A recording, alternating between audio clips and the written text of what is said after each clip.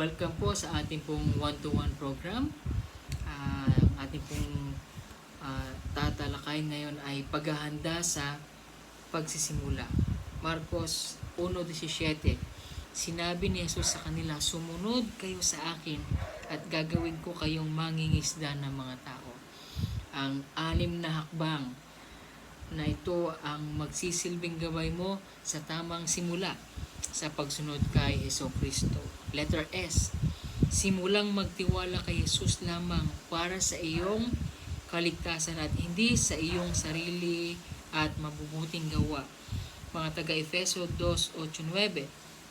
Dahil sa biyaya ng Diyos, naligtas kayo ng sumampalataya kayo kay Kristo. Kaloob ito ng Diyos at hindi galing sa inyo. Hindi ito nakasalalay sa mabubuti ninyong gawa para walang maipagmalaki ang sinuman. Letter I. Iwaksi ang lahat ng sinasabi sa Biblia na kasalanan. 2 Timoteo 2:19. Ganoon pa man, mananatiling matibay ang saligang itinatag ng Diyos at may nakasulat na alam ng Panginoon kung sino ang sa Kanya at dapat lumayo sa kasamaan ang bawat taong nagsasabi na siya'y sa Panginoon. Letter M. Makibahagi sa lingguhang pagsamba. Huwag nating pababayaan ang mga pagtitipon gaya ng nakaugalian ng ilan. Sa halip, palakasin natin ang loob ng bawat isa, lalo na ngayong nalalapit na ang huling araw. Sabi po sa Hebreo 10:25. Letter U. Ugaliin ang pagdalo sa isang maliit na grupo na linggo-linggong nagtipon para sa pag-aaral ng Biblia at pagdidisipulo. Sabi sa 2 Timothy 2:2, ituro mo sa akin sa mga mapagkakatiwalaang tao.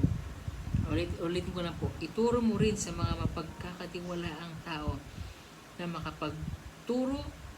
makakapagturo rin sa iba ang mga aral na narinig mo sa akin sa harapan ng maraming saksi. Letter L.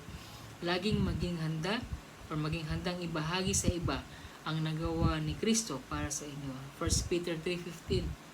Alalahanin niyo na si Kristo ang dapat ninyong parangalan at sundin. Dapat lagi kayong handang magpaliwanag sa kanino mang magtatanong sa inyo tungkol sa pag-asa ninyo.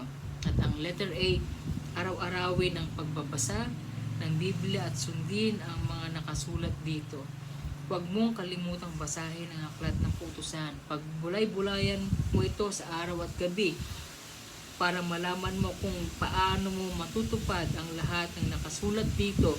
Kung gagawin mo ito, uunlad ka at magtatagumpay.